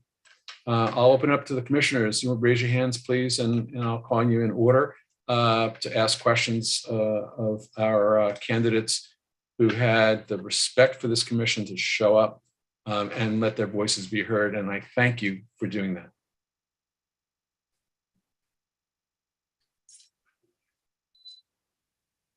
They're speechless. Any commissioners have a question? Commissioner Cato, you're up. I thank you all for taking the time to express your views to us. And I don't know if next month, if we're going to be having someone from city planning, Ken Bernstein, talk about the plan for a healthy LA. This was published more than 5 years ago. I don't know if any of you candidates have heard about it, but I'd like for you to be able to go back and look at it. It was a plan. They created a health atlas showing throughout the city different areas of where there's the social and economic inequities throughout our city. The plan was to help promote health and wellness as a preventative measure. And it never went forward. If we had that plan rolling, I'm sure during this latest COVID crisis, a lot of the lower socioeconomic areas would have gotten through this crisis a lot better, because it was about preventing and promoting health and preventing illnesses. I'd like for you to be able to look through it and see how, as the mayor, if elected, how you can get this plan going across the departments. One of the problems was that it involves so many departments, and as hopefully you know, the departments don't work with one another, they're silos. And they just couldn't get the broader plan going because of that. But please look at that, and hopefully at another opportunity, we can hear your opinions about how you can get this plan going. We have the Olympics coming up in 6 short years. Be great for LA to be receiving people with this plan for a healthy LA, showing how much we do not only care for our residents, but also for all the incoming tourists. Well, thank you very much for your time. Commissioner Cotto, was there a question there? I heard a request. Yeah, I just made the request for them, if they want to be a mayor, to become familiar with that plan for a healthy LA.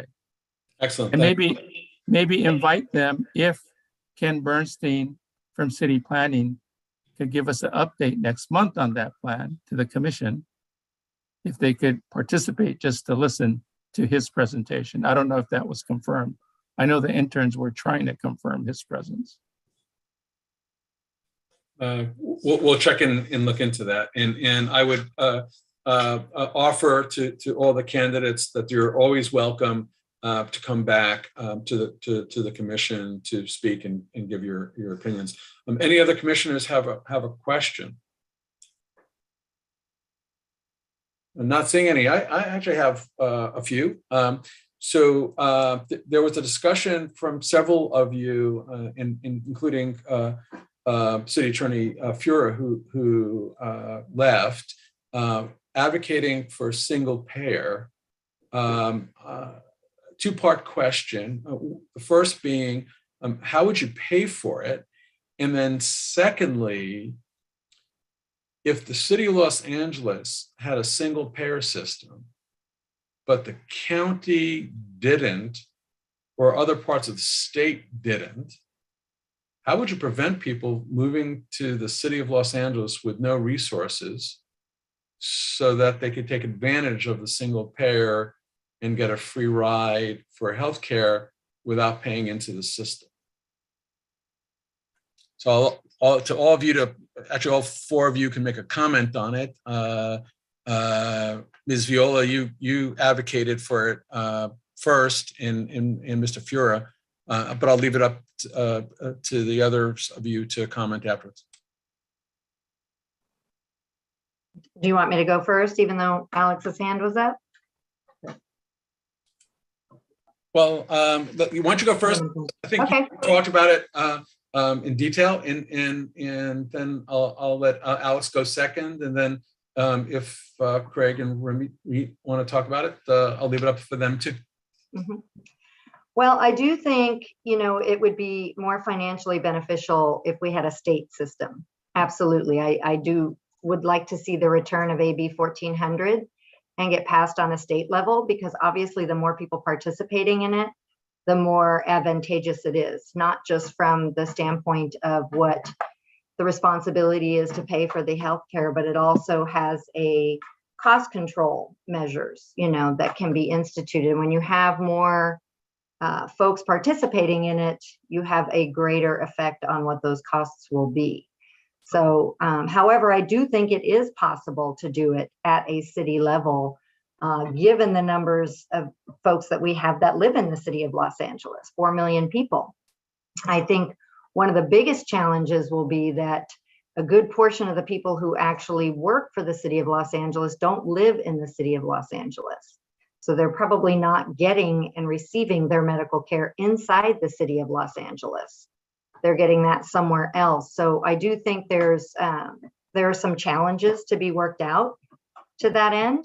But I do, and again, I would be advocating on a state level, ideally.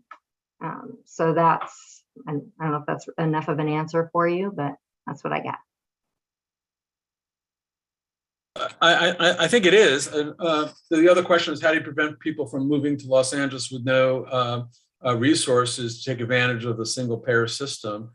And then as long as you're going to answer that question, I'll just come back with the fact that the state of Vermont passed a single payer system.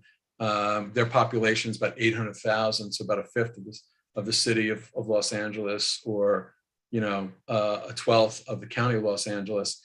And they couldn't afford it at all, and ended up not, even though it passed their legislature and got signed by the governor, was stopped after it got passed. But you can respond to, how do you prevent people from moving here, or you invite everybody to come here and give them all free healthcare and raise taxes in order to pay for it?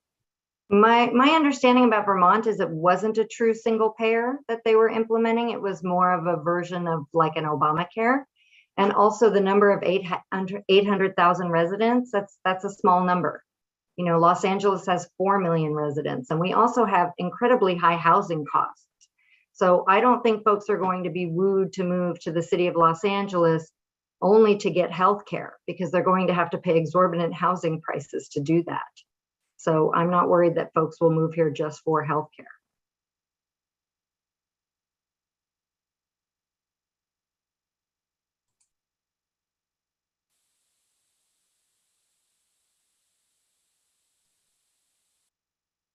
Should I go? Mine's pretty quick. I thought Alex had his hand up before. If his remarks will be quick, he's absolutely free to go. They'll be super quick. I think a single payer system is completely impractical, and actually I think it's wrong. It's wrong-headed. I think if you look at single payer systems around the world, the access to healthcare that people have is greatly diminished. I think that providing more resources for people who can't afford to get system benefits, I think, is certainly something to consider. But I have my father-in-law is in Toronto. He got kidney stones. They put a catheter in, and it took him 3 weeks to get the catheter out. They just said wait with this catheter and a catheter bag for 3 weeks. That's a very common situation in Canada, common in the UK, common in India, where I have a lot of family members. So I think that the idea that this is this magical thing that everyone can afford and get this wonderful healthcare is just not practical. And it's running up against the impracticality of the other side, which the cost of healthcare has skyrocketed because we have, I think, a very impractical view to the end of life care, right? I mean, if you look at the way that we treat end of life cases from an economic standpoint, we spend 95% of a person's healthcare costs in extending their life by 2 months, 3 months. And so you need to address both of those. If you address the end of life care issue, then maybe you could address you'd have more money to pay for, something approaching a single payer system. But I would be, direct opposition to it. Thank you. Alex, you're next, and then Craig, I see your hand up. Thank you so much. I appreciate this question. I also appreciated the opportunity to get to hear from Ms. Viola and Mr. Varma about their opinions on this subject. I've been a supporter of a single payer system at a nationwide level, specifically in support of a version of the Medicare for All plan, which is not perfect, but has a lot of the groundwork there. I do think we need to expand access to healthcare. And I think part of the reason is that we have seen healthcare costs continue to increase, even as we have put into effect the Affordable Care Act. And I think I do support a statewide solution to healthcare here in California. I think AB 1400 provides some good groundwork for that, but I, again, do not think it is perfect. I think statewide is the way to go with this, no matter the population of your state. I think when you look at the implementation many years ago, pre-Obamacare, obviously, of Romney Care in the state of Massachusetts, part of the reason it was able to be implemented in a more effective way than Obamacare was nationwide was just that statewide approach allowed them to get involved in things very directly.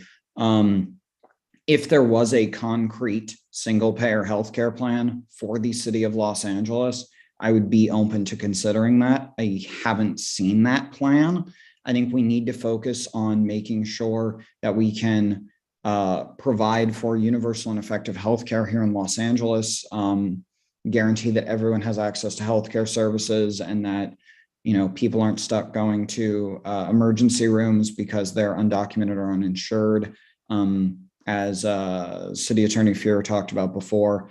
I don't think at the moment a plan for single payer healthcare in the city of Los Angeles exists. If it did, I would be interested in looking at it. And I think when we look at healthcare, if we're talking about a single payer approach, in order to what you talked about people moving somewhere in order to take advantage of free healthcare, I think that issue can only really be addressed with a nationwide solution to healthcare, period, because I think there may be better statewide alternatives, but in any single payer system that is not comprehensive and nationwide, you're gonna see such problems. Did that address the full extent of the question? Yes, thank you. Very, very eloquently. Thank you. Craig. Thank you. So I'm a big fan of cutting to the chase and level setting in every policy that I approach as a mayoral candidate and as hopefully Los Angeles' next mayor. And the reality is that what I think of a single payer system is ultimately irrelevant at this moment in time, because we're losing sight of the trees for the forest. We have a city in dramatic crisis, and our mayor needs to be able to walk and chew gum at the same time. But when we are talking about a city with no post-pandemic recovery plan, with, as Gina rightfully pointed out, thousands of small businesses who have been left by the wayside, when we were talking about tens of thousands of children who have 2 years of lost education, when we were talking about deteriorating and dilapidating infrastructure, when we were talking about the fact that 70% of Angelenos have to choose between food and rent on a monthly basis, we are putting all kinds of carts before the horse if we start talking about single payer healthcare. We need a competent, talented mayor who is focused on concrete policy that moves us forward. And we should be so lucky as to have the opportunity to advocate for or against a single payer system in California or nationally, with Los Angeles as a voice of reason across this country. But that time isn't going to come when we are looked upon as a joke of a city because of the crises that our failed leadership, the career insiders and politicians who've chosen not to show up tonight, have left us with. So single payer healthcare, ultimately a very interesting and thoughtful debate and question, but irrelevant to the next 4 years when we are confronting so many crises. And so for that reason, I would focus on the ones that are killing Angelenos most acutely before turning to a comprehensive evaluation of that kind of a program. Thank you. The next question I would ask you is all four of you, is that hospitals in the city of Los Angeles are going bankrupt and have been going bankrupt because of inadequate funding from the state, primarily in Medi-Cal reimbursement. Just during this pandemic alone, St. Vincent's Hospital on 3rd Street in Vermont and Olympia Medical Center on Olympic, just I guess it's east of San Vicente or Fairfax, went bankrupt and were closed. In bankruptcy, one could buy those hospitals for relatively small amounts of money. And yet during a pandemic, the city council and the mayor allow those hospitals to go bankrupt. As mayor, what would you do in a pandemic or not in a pandemic when a hospital that has significant number of beds, St. Vincent's has 288 beds, what would you do and how would you go about getting the resources to either buy the hospital or help fund it so it can stay open to serve the community?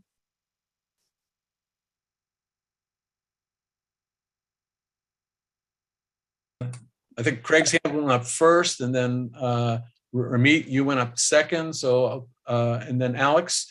So we'll do it in that order. Oh, I was going to defer. I mean, I'm happy for anyone to go first. I was going to say it was, so Craig, you go first because your hand went up first, and then Ramit, and then it was pretty close between Alex and Gina. I think it have to be like Jeopardy and have a little buzzers or something.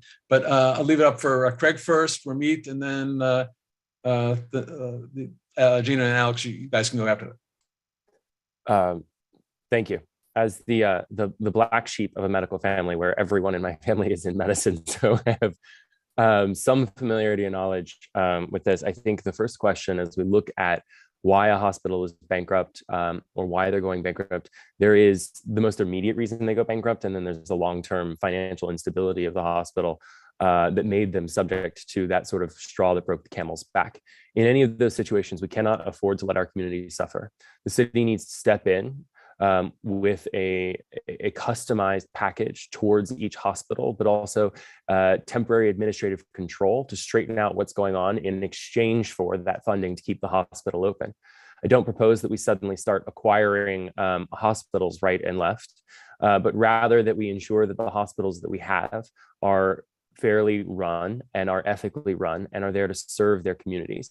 And we use that by using both a carrot and a stick. You use the carrot of stopgap funding to help keep hospitals open, to make sure that our essential frontline workers are continuing to get paid, that our communities have the resources they need. Then that carrot is paired with a stick that allows us to evaluate the finances and operations of the hospital to ensure that resources are going where they need and that they're stabilized and reliant with long-term financial planning. In some cases, that may mean converting some loans into grants, into forgiveness, or otherwise establishing longer repayment programs. But I think we have to take an economics-based approach to this in understanding the finances of each institution that suffers. Certainly, the pandemic also, no one really thought about when we banned elective procedures across every hospital, the impact that would have on every hospital, even those that were in financially healthy positions, cutting the workers, cutting the pay of frontline workers during the pandemic. So designation of different hospitals as COVID treatment centers and others as elective surgery centers would have allowed us to continue to at least generate revenue in the system as a whole. So there are a lot of opportunities to evaluate this from an economic point of view, where we're making smart economic decisions that keep these hospitals open, but without acquiring them. Excellent. Thank you. Ramit. Thank you. I'll point out to Ramit, just no problem. Everybody. Oh, I totally apologize. No problem. Everybody gets it wrong. So no worries there. I just figured I'd throw it back out there. No, I'm glad you corrected me. My deepest apologies. No worries. Look, I think that, as a businessman for the last 20 years, as somebody who worked adjacent to the education system, right? We worked in supplemental education. I've seen a lot of what happens and how government dollars are spent.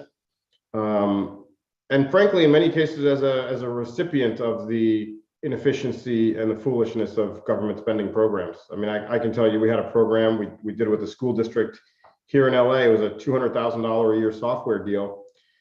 We sent people out to train their teachers. The teachers wouldn't show up for training 5 or 6 times. We said, okay, they're not going to repurchase. And at the end of the year, the last day of the budget cycle, we got a reorder for $200,000 for something that the school district had never used. That's because the way that people treat government spending is very, very different than the way that private business treats spending. They're just two completely different things. And so in the specifics that you're talking about, if we had hospitals that were in financial distress, I would partner with a private equity firm or the right private equity firm, and I would purchase those hospitals. And I would have the private equity firm, with our input, operationalize and run those businesses to be profitable enterprises, because I'm quite confident that if they're run with the inefficiency with everything else, with which everything else in city government is run, that there's a tremendous amount of gain to be had there. You know, Craig quoted the $850,000 per unit for permanent supportive housing. That's an embarrassment. It's embarrassing that the city would spend $850,000 per unit on something that any private developer would be able to put in place for $100,000 to $150,000 a unit. So yeah, with hospitals, it's no different. Okay, there is one difference, which is you're dealing with people's lives. But this issue of end of life care that I brought up earlier is a really, really important one. You know, it's a very, very important one. And I think that's something that overall culturally we need to really get our minds around.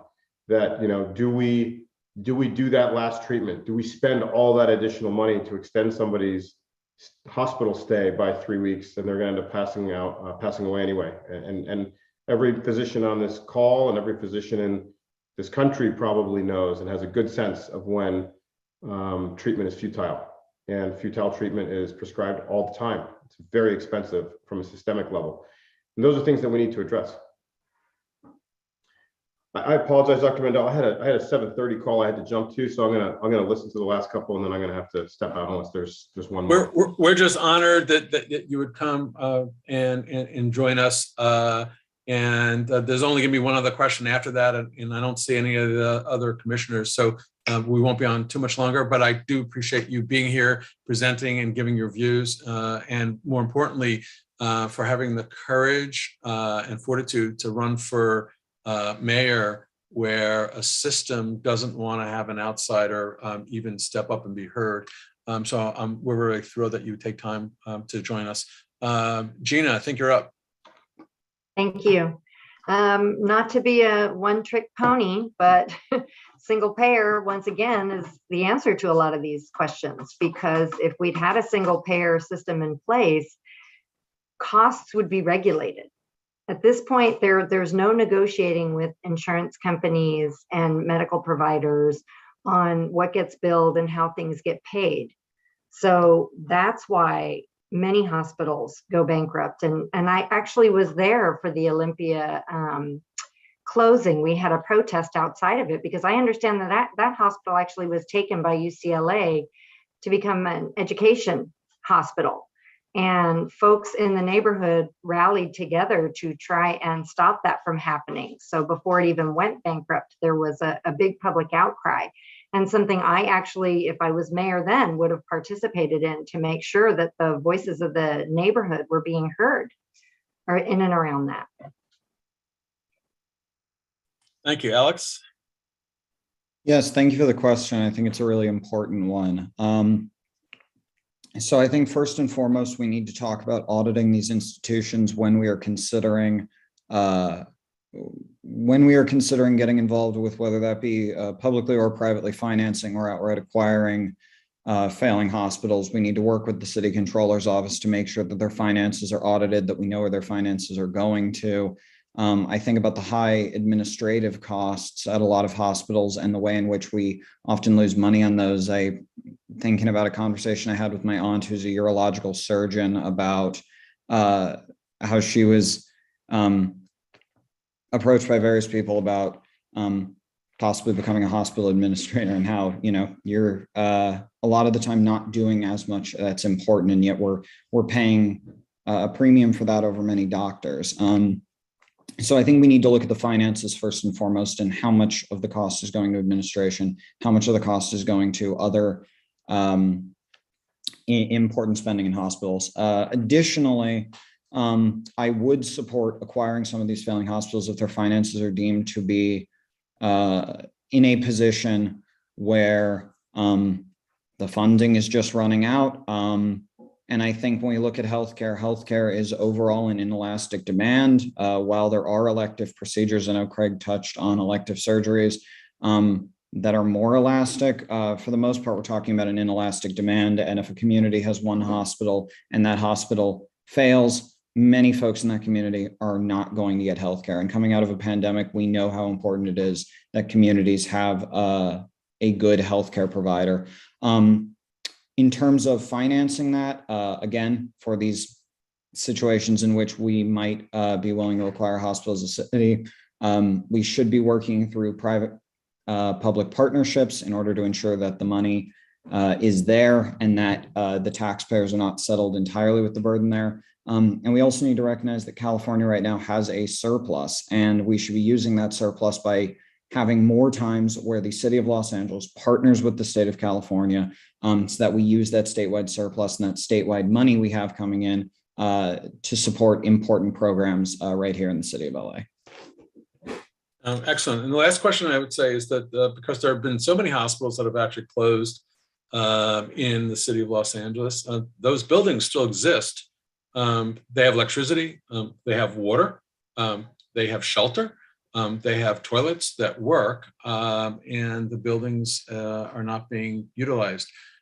As mayor, how would you use those facilities, or would you consider using those facilities to take homeless individuals and homeless citizens and get them shelter that would have flush toilets, heat, electricity, and running water, that we don't have to spend $850,000 for a single unit, but instead buy a building potentially for $30 million that could, house, let's say, 2,000 people.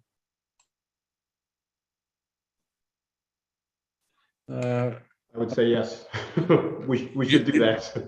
All right, that's good. And I want to elaborate more than that. I think it's just another example of how the city is, there's the assets and the opportunities are right in front of us. We just need to be better about how we allocate the resources that we have. That'd be a great example of a way to allocate those resources. Why build from scratch when you can repurpose something? Excellent, thank you. Gina, your hand's up. Yeah, I would absolutely eminent domain those. In fact, that's another rally I attended was outside the hospital that closed and is currently being used more for filming than anything else. It was a temporary COVID overflow for a moment, and we absolutely should have repurposed that as transitional housing. Alex, do you want to comment or? Absolutely. I'm in agreement with both of my fellow candidates who spoke before me. I think also Mr. Varma brings up a really important point about this idea of allocation and where we're allocating the budget and how often we put we put money in the wrong place. And so if we want to lower the cost of housing people who are living on the streets, it's going to take reusing a lot of the facilities we already have, repurposing, and that's why I'm in support, absolutely, of something like turning unused or abandoned hospitals into housing, because we need permanent supportive housing, but we also need a lot of temporary transitional housing in the short term. We need it quickly. We need to develop it, and we need it to be compassionate, because right now a lot of the shelters we have are completely bare bones, are very limited, and quite frankly, most of the homeless folks on the street don't even have access to that. So using these facilities would be great for providing, in the long term, converting some of them into permanent supportive housing, but in the short term, a great place to provide, equitable, well-built shelters and temporary transitional housing. Excellent, thank you. Craig, do you want to weigh in on this?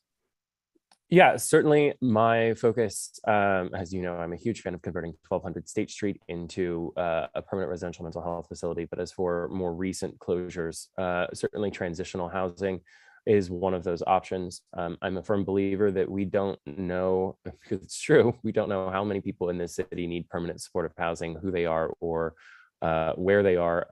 So my focus would be on transitional supportive housing until we can make a proper data assessment as to whether those facilities would be useful for long-term permanent supportive housing in limited situations. But we also need to establish if there's a lack of healthcare in the area, and if we need to incentivize the reopening of a hospital to foster healthcare, localized healthcare in an area. Thank you. For the general public, Craig's a little wonky when he says 1200 State Street. 1200 State Street is the address of the former county hospital. That is a landmark building, so it can't be torn down, but is available. It's owned by the County of Los Angeles, though it is officially, I believe, in the city of Los Angeles, and is was built during the Depression in order to handle 3,000 patients. So it could actually house probably about 10,000 people or 8,000 people with a lot of supportive services, including mental health, social work, as well as food and nutrition, if it was just utilized that way. And for the most part, the whole facility has been empty. It could be utilized if there was any political will at the city leadership, which we have not had. It has been closed for more than a decade, but owned and available to house homeless people in transitional housing, with shelter, getting them out of the elements, flush toilets so they wouldn't be defecating on people's lawns, with humility and privacy, and with electricity and running water, so that they could have some semblance of as much of a normal existence. And the building is owned, so it doesn't cost anything to build. So that's the State Street thing that Craig was talking about. Any of the commissioners have a question? Seeing none, again, I thank all those who spoke today. I am a tad disappointed that other candidates did not make this a priority in their schedules. I think that the electorate has to look at and say, if healthcare is an important issue for you, if the pandemic is an important issue for you, then why are people who are running for the mayoral position not willing to present or come or even send a representative to represent their views to this commission? At other debates, or when you see candidates on the street, ask them if they've read the Health Commission report, if they know anything about it, if they've taken any time to address healthcare issues, if healthcare is your major issue. If your other major issues or other things and you don't care about healthcare, then make the choice based upon whatever way you weigh it. Do not make it into a racehorse competition between named individuals, but look at the policies that individuals have and whatever issues you're concerned about in the city of Los Angeles. We have some small business to attend to. I recognize that all the candidates are extremely busy. Once again, on behalf of the entire LA City Health Commission, as well as the people of Los Angeles, I thank you for attending, giving us your ideas and thoughts, but more importantly, for having the courage, fortitude, and strength of personality to run for the mayor's position. Each one of you should be applauded by every individual in the city of Los Angeles. And I personally thank you. And I know every member of the Health Commission thanks you as well for giving us your time and your effort. So thank you. Thank you. Thank you. Bye-bye. So I think the two other agenda items that we have are to approve the minutes. Is there a motion to approve? Commissioner Cotto, your hands up. Are you approving the minutes? Yes, but with a correction, I think I joined the last meeting right after roll call, so I'm listed as absent, but if you look at the contents of the minutes, I was present, so I don't know how that could get rectified. I think we can approve it with that modification. Okay, so I'll move to approve. I'll second it with a modification. Commissioner Hisserick seconded. Any other discussion or debate upon this? I'm seeing none. Can we have a vote? Commissioner Avila is absent. Commissioner Estradas, Yes. Commissioner Gavidia, Yes. Commissioner Grimmig, Approve. Commissioner Hisarick, Yes. Commissioner Cato, Yes. Commissioner Kalfani, Approved. Commissioner Lemus, Approved. Commissioner Mandel, Approve with the modification? Commissioner Osi, Approve with the modification. Commissioner Pack is absent. Commissioner Shannon is absent. She was here. She left at about 7:30 or so. Okay, thank you. Commissioner Sirota, Approved. motion carries. Excellent, thank you. Last agenda item is a new business or new discussions. Anybody want to make other suggestions? We're working on the May meeting as well as the June one. As always, every commissioner can contact directly our research associates as well as our intern. They will accept your ideas. You can also let myself or Vice Presidents Grimmig or Ossie know of ideas that you have, and we'll research to see if we can get the leading speakers that we've had in the last 2 years to present to us. For members of the community or the city of Los Angeles who are on, our minutes are all available for the entire time this commission has existed, going back to 2015. There are online both videos or recordings, so you can hear, or there are transcripts of every single LA City Health Commission meeting that has existed. We have brought leading experts from around the world to talk about the pandemic, as well as other issues that affect the public health of the people of the city of Los Angeles. And one might find that our meetings are really informative. We are open-minded and bring people of all political persuasion here. We want to have the best information available to advise the city council and the mayor's office. Additionally, our commission report is available online. You can download it. It is well-resourced, well-referenced, and has all the slides and presentations attached to it as well from every single meeting that we've had in the years that we've made the commission report. So having said that, I see one hand up, Commissioner Ossie. Yes, actually the topic came up during the mayoral candidates' statements that they provided to the commission.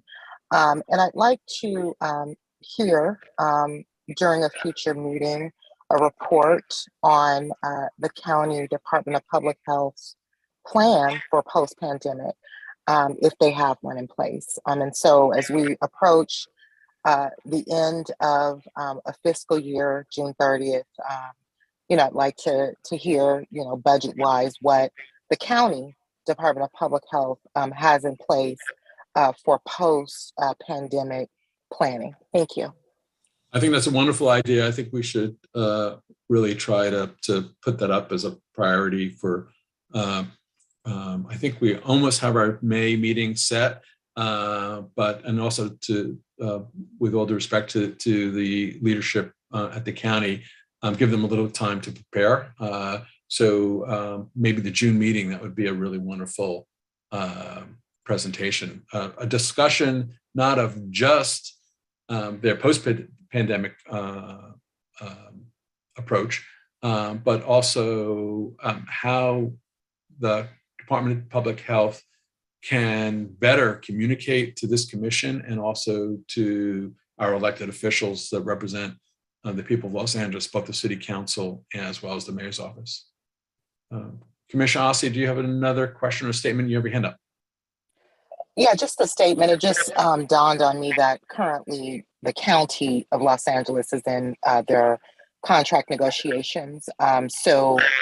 Depending on who is reached out to, there may be some challenges with scheduling time. And so looking at maybe, June or July would be a better option for having them present at a future meeting, because right now they're currently in contract negotiations. So I just wanted to make you all aware of that.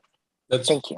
Thank you for that information. We'll leave it up to them. If it's too difficult for them to present in June, then clearly we could push it to the July meeting. It's more important that we have the representative from the Department of Public Health that has the most influence and the most ability to articulate a post-pandemic plan, as well as how they can better communicate with this commission, as well as the City Council of Los Angeles, as well as the mayor's office. So I'd rather wait longer and have somebody of more gravitas if we could do that.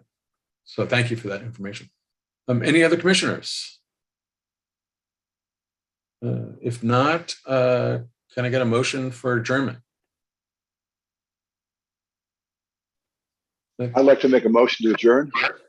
Commissioner Soroka, motion, and it looks like Commissioner Cotto, you're seconding it from your hand. Any discussion? Seeing not, all in favor of adjourning? Aye. Aye. Aye. Anybody opposed?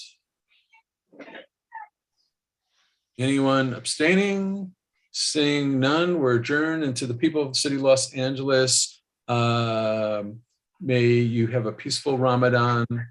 May you have a happy, healthy Easter.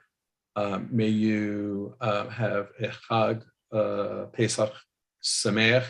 And if you're celebrate no religion, may you enjoy the spring and the nice weather that has come upon us this week.